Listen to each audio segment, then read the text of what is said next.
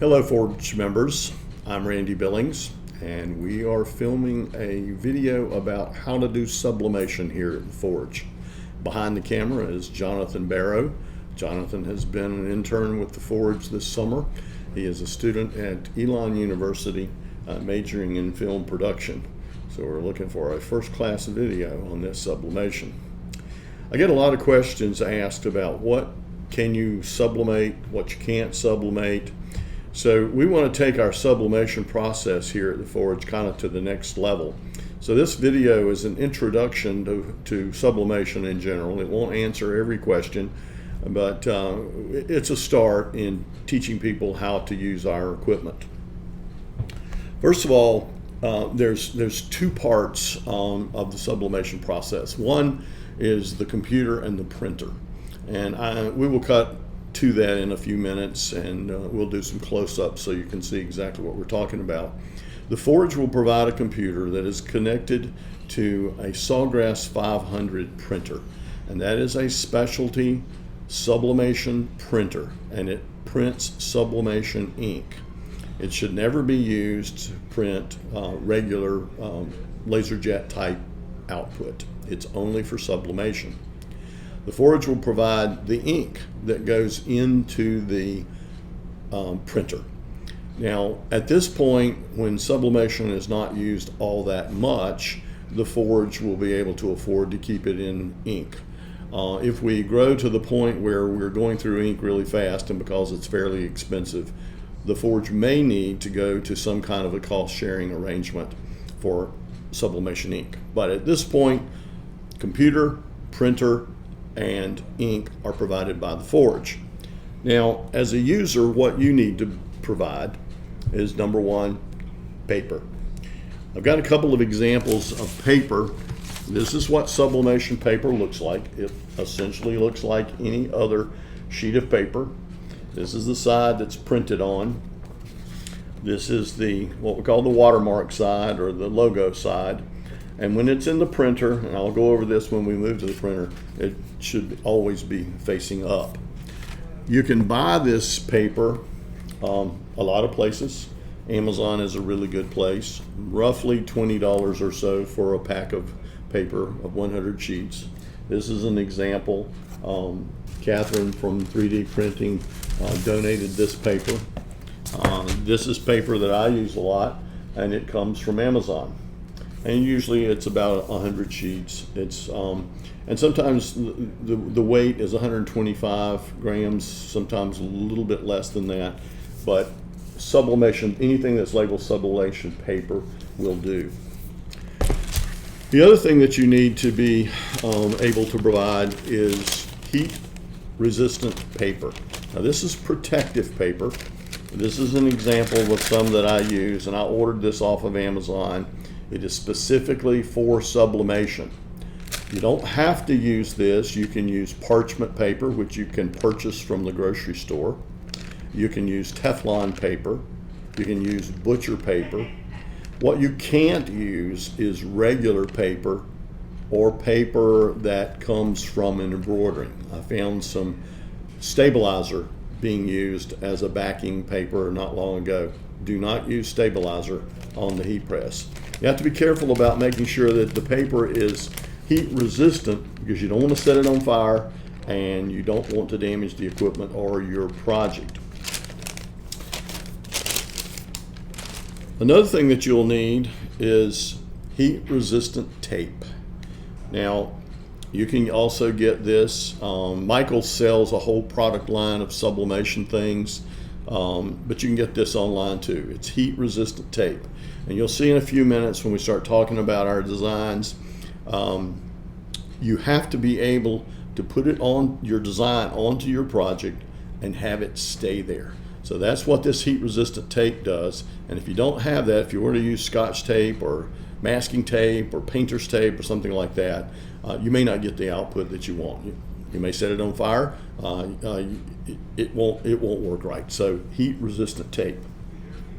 I wanted to spend a minute or two talking about things that you can sublimate and things that you cannot. Again, as I said earlier in the video, I get a lot of questions about, can I sublimate this? Most of the time the answer is no. I brought some examples of things that I have sublimated. I want you to see the vibrance of the color of sublimation.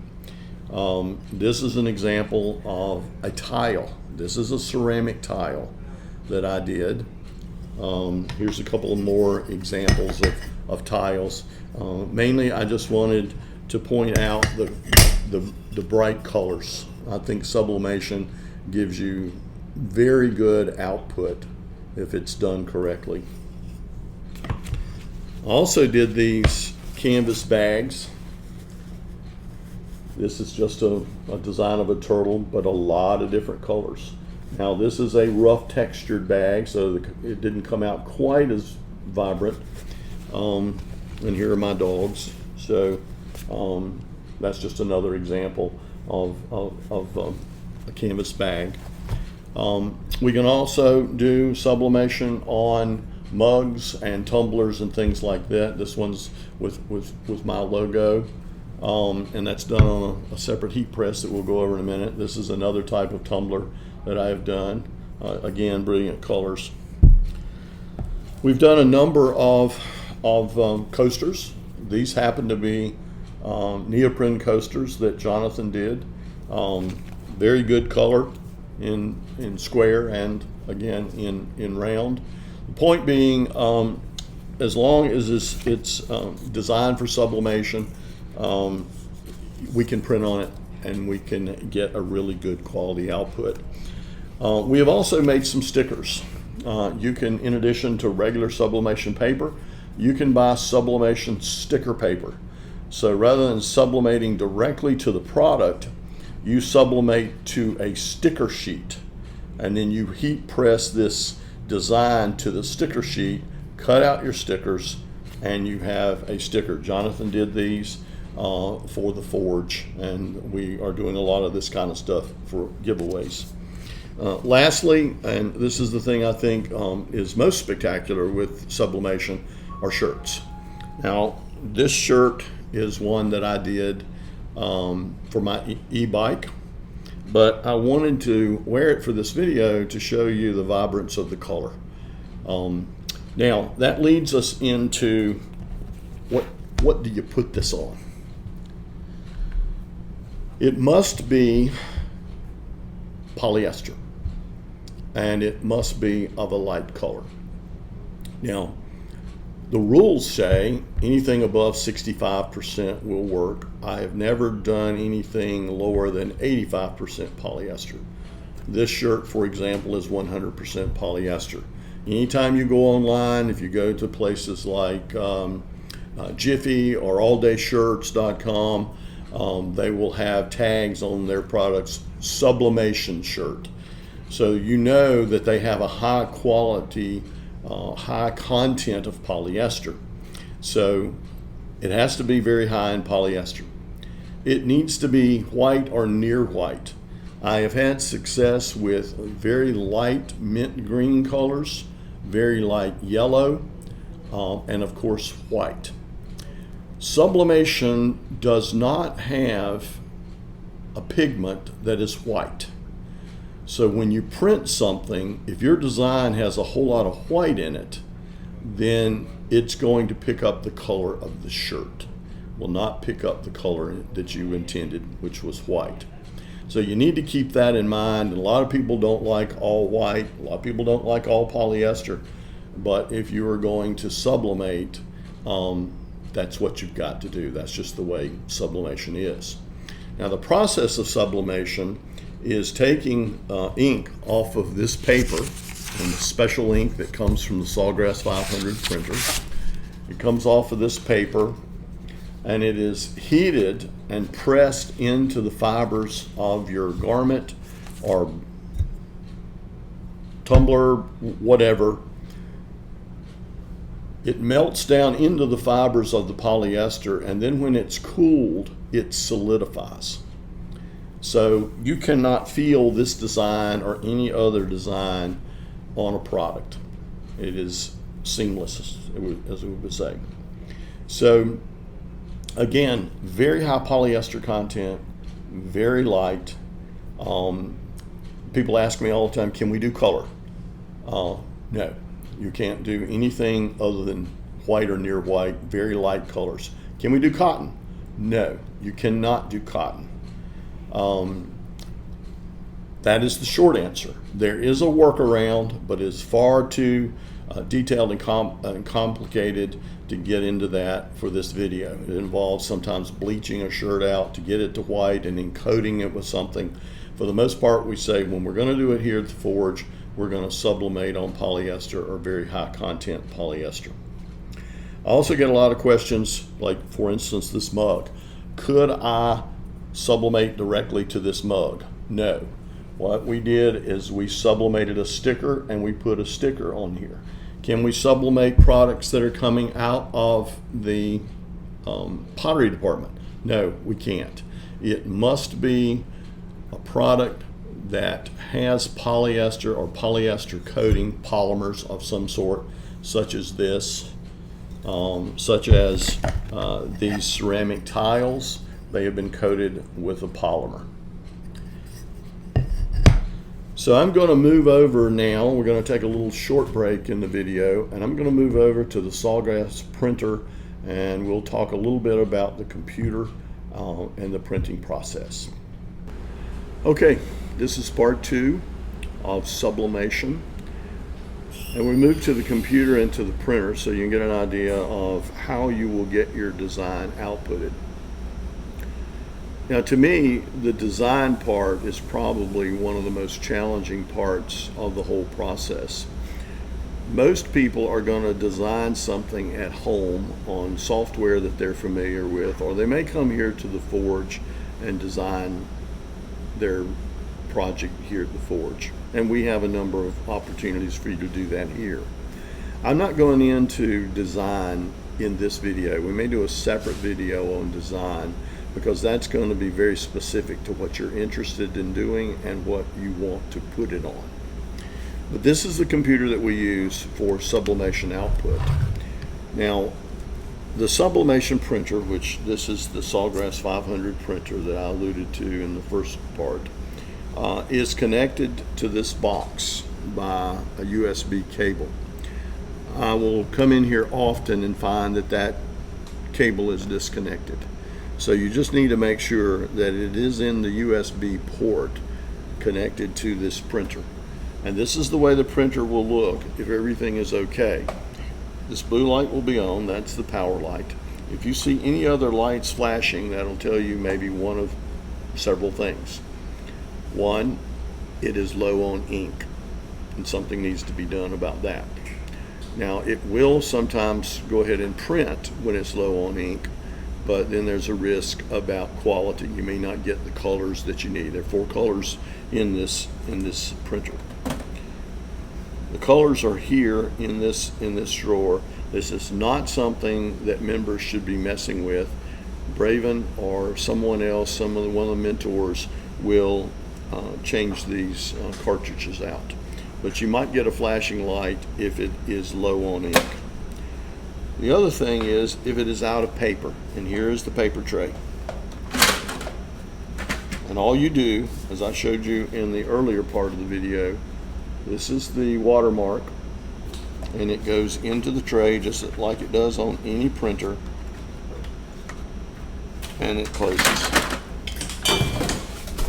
And I think we just knocked down something when I closed that, but anyway, that was not supposed to be part of the video. It is now ready to print. So there are several ways that you can print. What I do is I design in Canva at home on my computer. I bring it in here, put it into this drive, and I go straight to the operating system and I print from that. Now here's a key point. Your image has to be reversed on your file before you print it. If not, your design is going to come out backwards. So keep in mind that when you're going to print something, it must be reversed. In other words, mirrored. So it will come out on your product the way you intended. Now there are some designs that it doesn't make any difference. It looks just as good flipped as it does regular. But if you have text, your text is going to come out backwards if you do not flip it. So what I do is, rather than work with the software that's on here, I design at home, flip it at home, bring it in on a flash drive, and print from the operating system directly, and I have no problems whatsoever. Most of my designs, if they are something like this t-shirt, I do them in 8.5 by 11. Now that leads me to another major point, and that is this printer, I'm going to say the short answer is it is limited to 8.5 by 11 designs.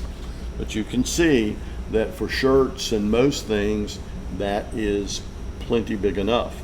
If it is not big enough, you can do multiple files. Let's say you wanted to put a design in the middle of your shirt and you wanted to put a lettering above and below. You could do separate files for lettering above and a separate file for lettering below, and tape all that into place before you heat press it. There is an exception to that, and we can do 8.5 by 14.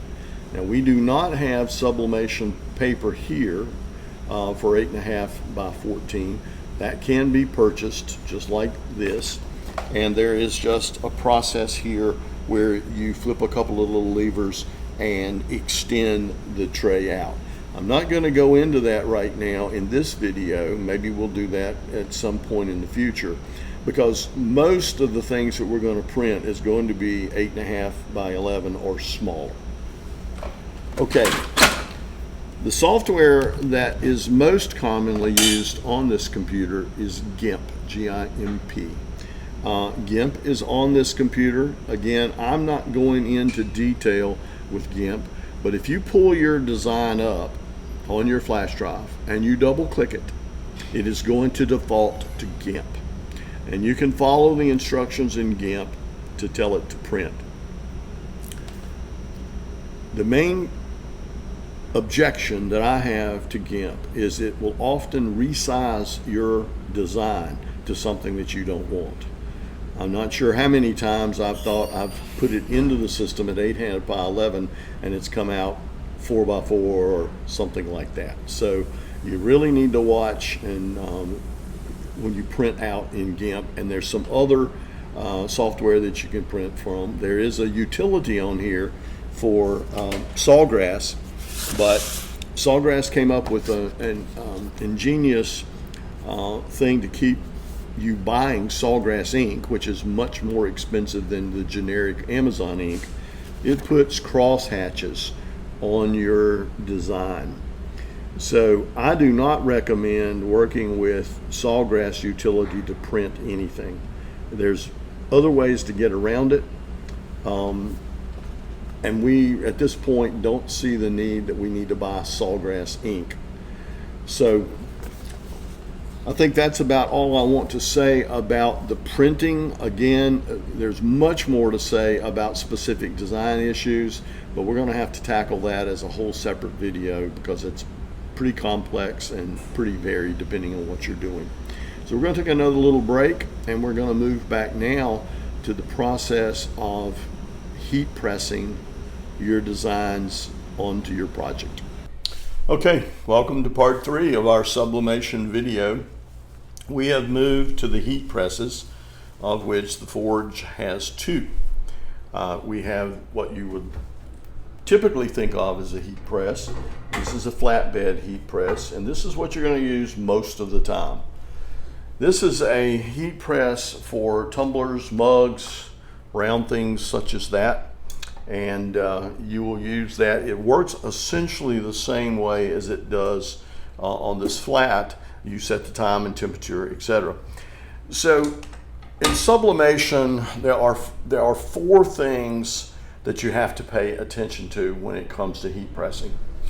Number 1, what is the amount of time that you need to set the heat press for your particular project? And that's going to depend on the material that you are sublimating on. Number 2, the temperature. How hot do you set it? Number 3, the pressure.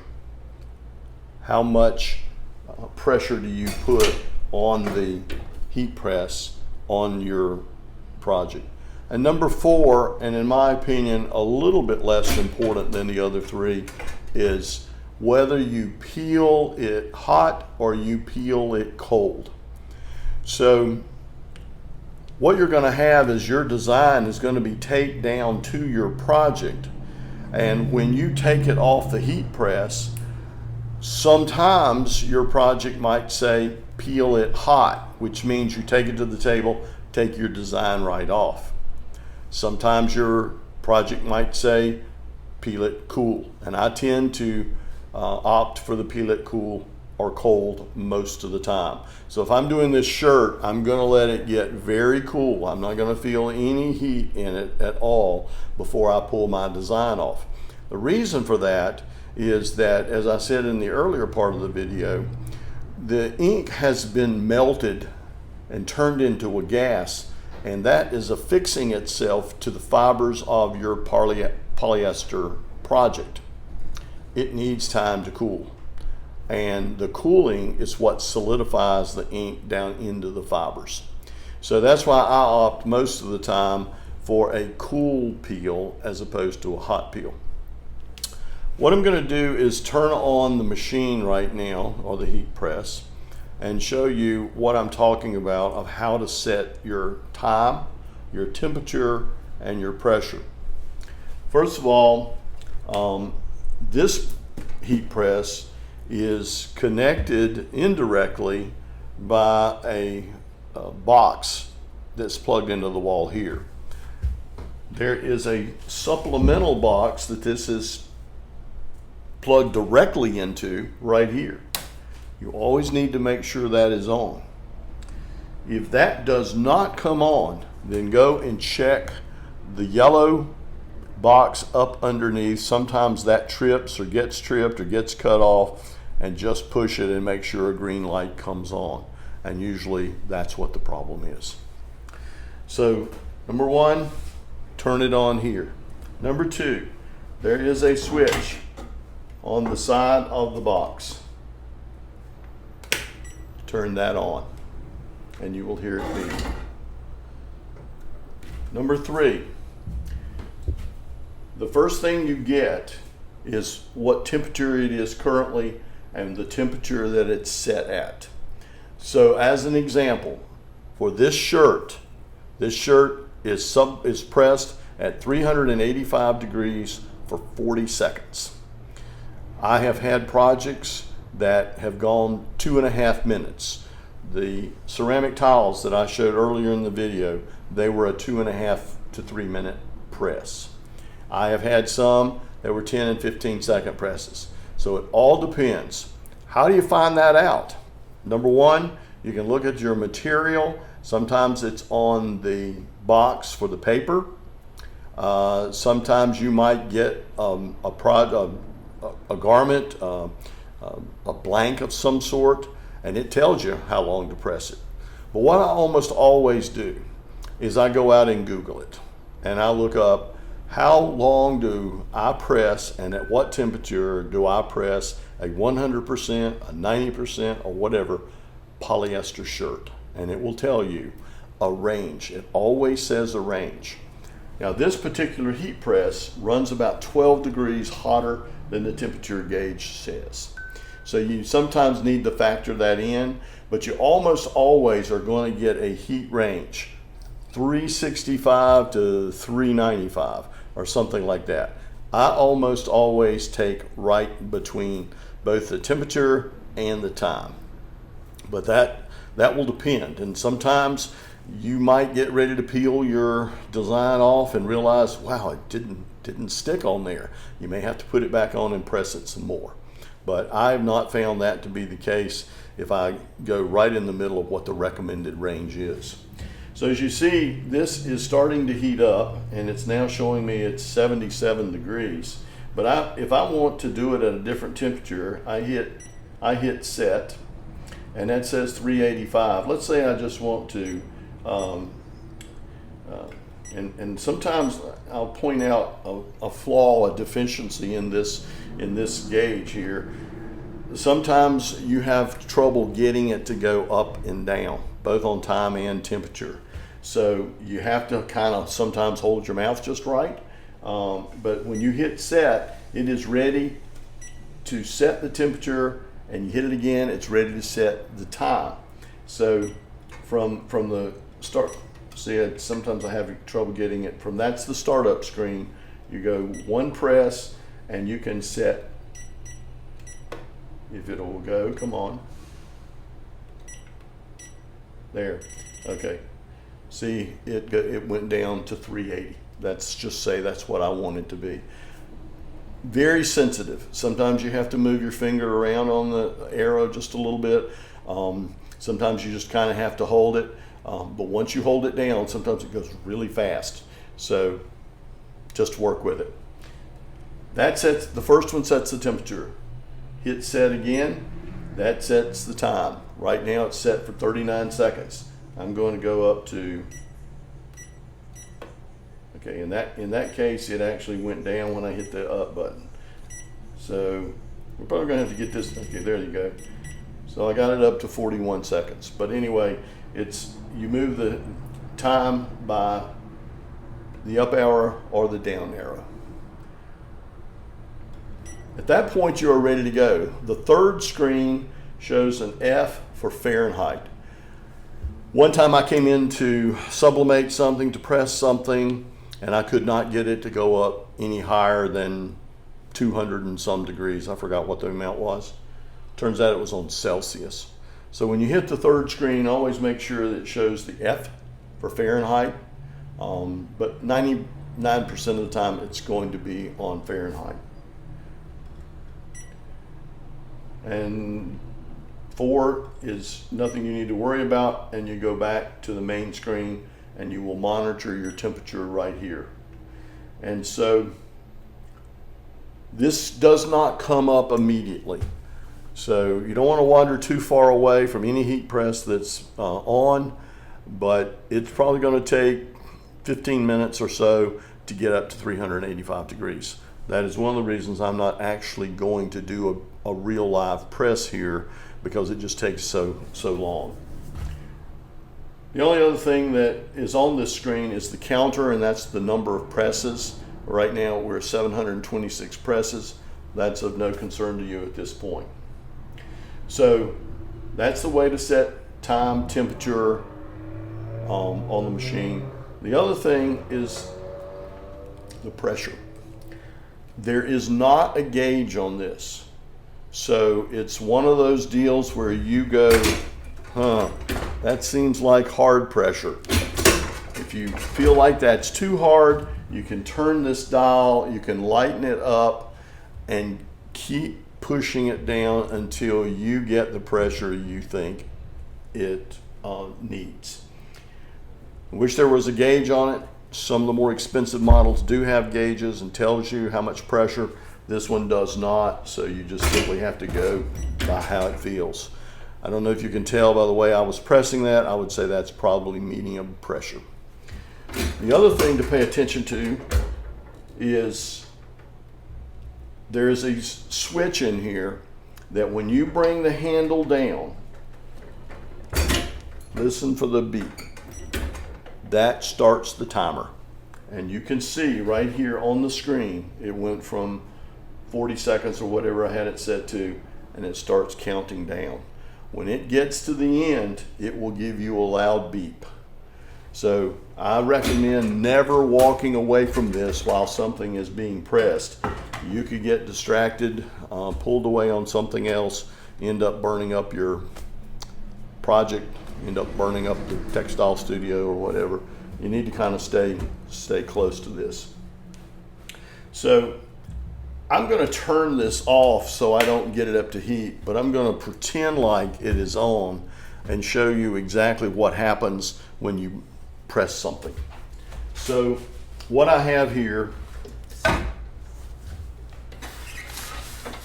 and I'll come to this mug press in just a second, but what I have here is something that Jonathan has already sublimated, but the way this will come from Amazon or wherever you get it is a white disc. This is neoprene rubber. what you will have done is you will have taken your design, and this has, imagine this has a design on it, and you center it over your project, just like this. Now on something round like this, I'm going to recommend maybe as much as 1/4 of an inch larger. If this is a 4 inch, this happens to be, I think, a 3.5 inch, I would set my design ever so slightly larger than that, so that you can make sure, and what I do is I lay the paper down like that and then lay the product down over my design to make sure I get it completely centered on there. Sometimes that can be challenging. With shirts and things like that, it's really a whole lot easier to get it on there as long as you have it in the place on the shirt that you like it. So getting it in the center and getting it vertically and horizontally aligned is sometimes a challenge, but smaller things can be even more of a challenge. So you have your product on here and you have your design on this paper. Now, what has to happen next? Super important. Protective paper. I don't know that the video can pick up. We have remnants of people having done presses on here without protective paper. The top platen has a lot of ink and paint on it. So it's super important for you to put down protective paper on the lower platen before you do anything. Then you put your product on here with your design. And then you put another piece of protective paper over your project. Now, that protects your project, but it protects the platen.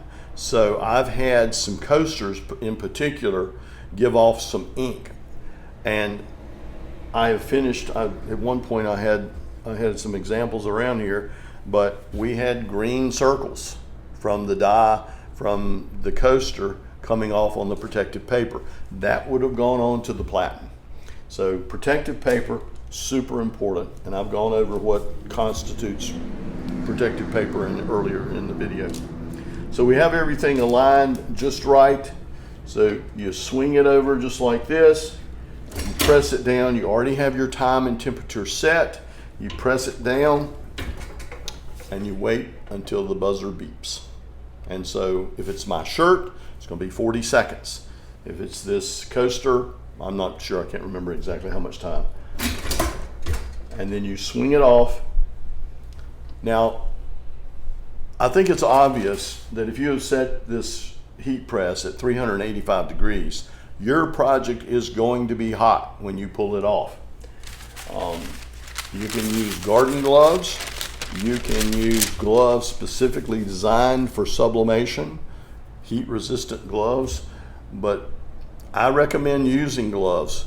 Maybe not so much on a garment because it doesn't get quite as hot, but I did ceramic tiles, for instance. They got very hot.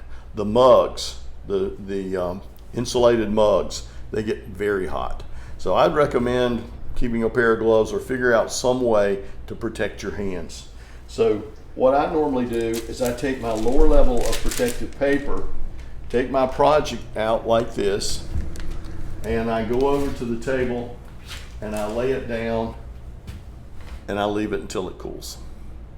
And so after it's cooled, you can go over and kind of touch it, get to a point where you're comfortable that it's cool enough, then peel your design off. And if you're doing a shirt, this is what you're going to get.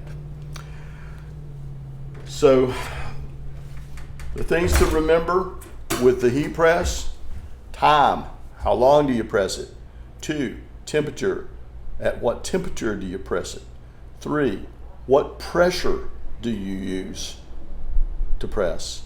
And number 4, probably less important, but is it a cold peel? Is it a warm peel?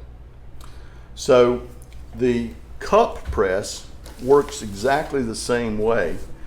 It's Temperature is set very similarly, and you can probably figure out how to set the temperature. I'm not going to fire it up again. It takes less time to heat up than this one, but still it takes a pretty good while to heat up. But all you do is take your tumbler, you put your design around it, and the design has to be tight. And you're going to learn the first time or two that you didn't get that quite on there quite right. It wasn't quite tight enough. You're usually dealing with an 8.5 by 11 sheet of paper, a tumbler that might not be that. You may need to cut your design down, but get it on there tight and tape it. And then you put it in here and the handle pulls forward, and you got exactly the same thing that you had here. You have a counter that will count down the amount of time. Sometimes you may need to adjust this. The examples that I showed earlier in the video is I did a tumbler that was fairly tall and skinny, and I did a tumbler that was wider. You have to kind of experiment because you have to heat your design top and bottom all the way around. If you do one all the way around, a lot of people just do it on one side. The ones that I did a lot of them. I did about 15 of them. I had to do 4 presses to get the design on because the design was wider than our cup press here.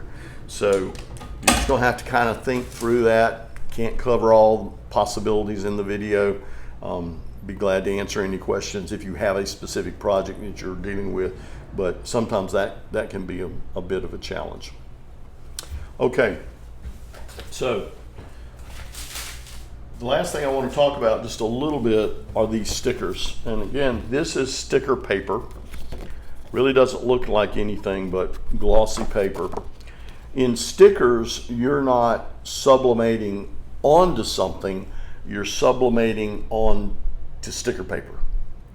So, and it becomes something that you peel off, cut to size, and affix to whatever you want.